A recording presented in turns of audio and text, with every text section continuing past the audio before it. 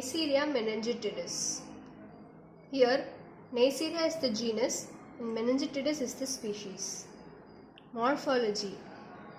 They are oval or spherical, gram-negative cocci in pairs, like these. They are capsulated, generally intracellular.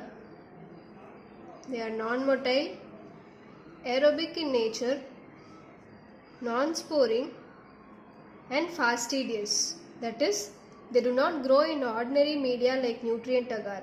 They require additional substances like egg yolk or blood, etc.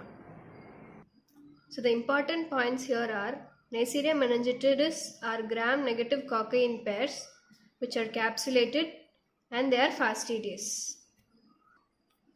Antigenic properties and classification.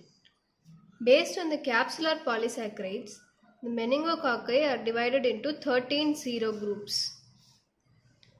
The most important ones among them are serogroup A, B, C, X, Y, W135. These are the most important groups. A is most commonly seen in epidemic, C is most commonly seen in localized outbreaks, and D is seen both in epidemic and localized outbreaks. The serogroups are further divided into serotypes and subtypes. 20 serotypes based on the outer membrane protein. Resistance. The Neisseria meningitidis is highly susceptible to heat, desiccation, alteration in pH and disinfectants. So, the important point here is among the 13 serogroups, the important ones are A, B, C, X, Y, W135. Pathogenicity. The meningococcal disease consists of two components: cerebrospinal meningitis and meningococcal septicemia. Neisseria meningitidis is also called meningococcus. So these are strict human parasites in nasopharynx.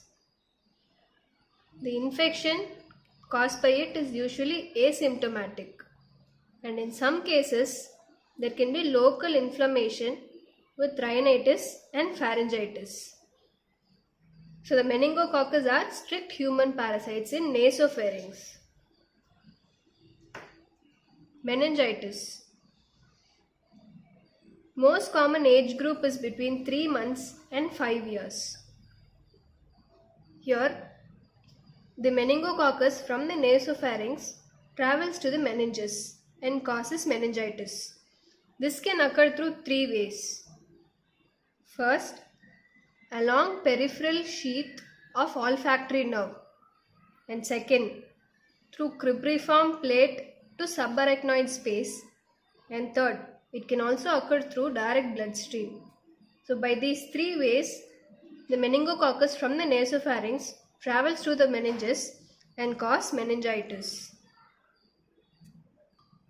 In central nervous system, there can occur suppurative lesions of meninges. That is, suppurative means pus-forming lesions. Along with the suppurative lesions on the surface of spinal cord and on the base of the cortex of brain. The meningococci are usually found in spinal fluid, especially inside the leukocytes, that is WBCs, white blood cells. Meningococcemia. The symptoms include acute fever with chills, malaise, fatigue, and petechial rash. So in these rashes, cocci can be isolated. In meningococcemia, there can also be metastatic involvement of joints, ears, eyes, lungs, and adrenal glands. In 10% of cases, it can lead to pneumonia, and in few cases, there can be fulminant meningococcemia, called as Waterhouse-Friderichsen syndrome.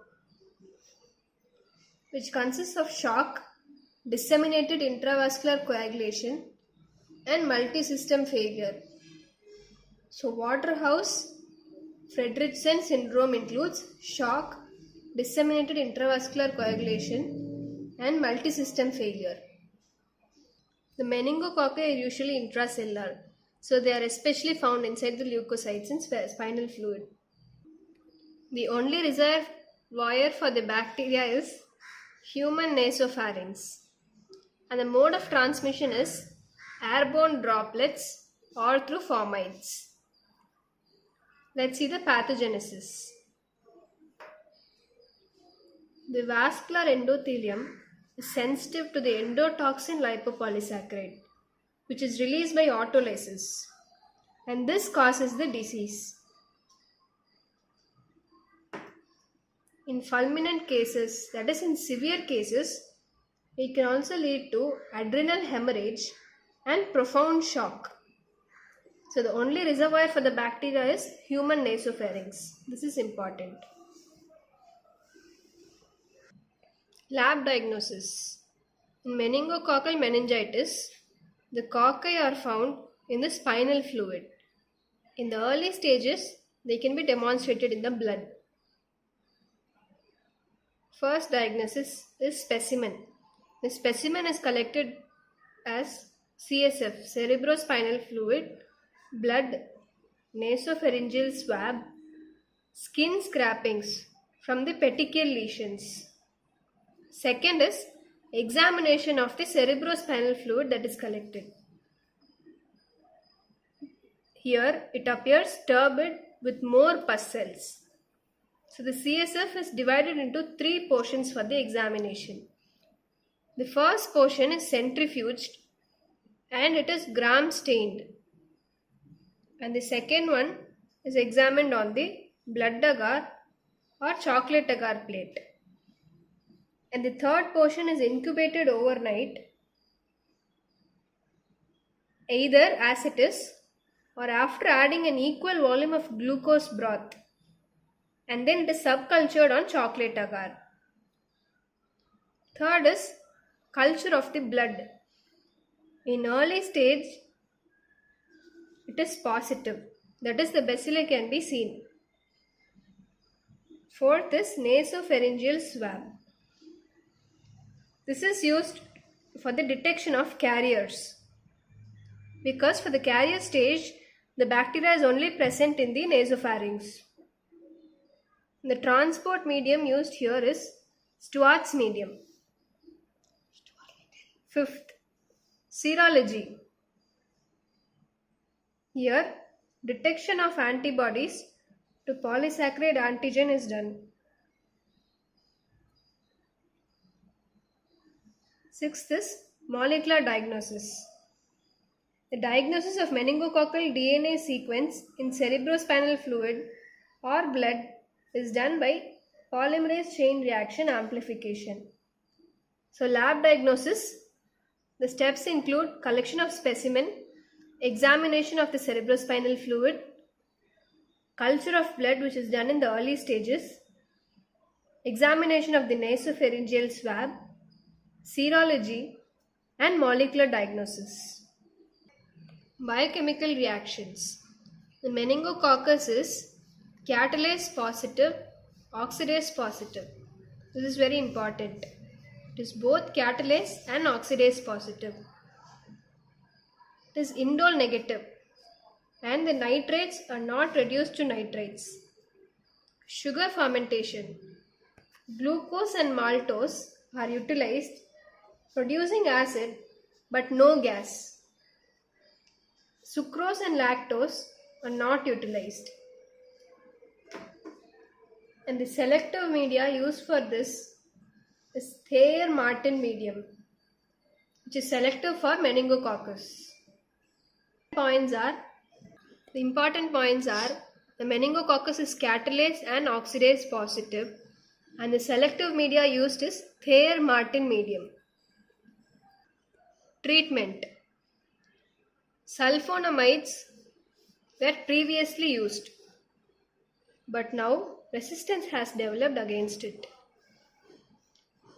So now the drug of choice is penicillin G intravenous. Chloramphenicol is also equally effective as penicillin G. The third generation cephalosporins, which include ceftriaxone and ceftazidime, they may be used for initiation of treatment before the cause of meningitis is known. So after initial course, eradicative therapy is given to free the nasopharynx from cocci, that is to prevent the carrier state. So here the drugs used are rifampicin or ciprofloxacin. So the drug of choice is intravenous penicillin G and chloramphenicol is equally effective. Ceftriaxone and ceftazidime is used before the treatment when the cause of meningitis is not known. Eradicative therapy, drugs like rifampicin or ciprofloxacin is used. Prophylaxis, chemoprophylaxis. The drugs used are rifampicin and ciprofloxacin. Vaccines, monovalent and polyvalent vaccines containing capsular polysaccharides of group A, C, W135 and Y serotypes. This is T cell independent. Next is conjugate vaccine. The polysaccharide antigen is conjugated to the diphtheria toxoid. This is immunogenic for less than 2 years. For chemoprophylaxis, rifampicin and ciprofloxacin are used.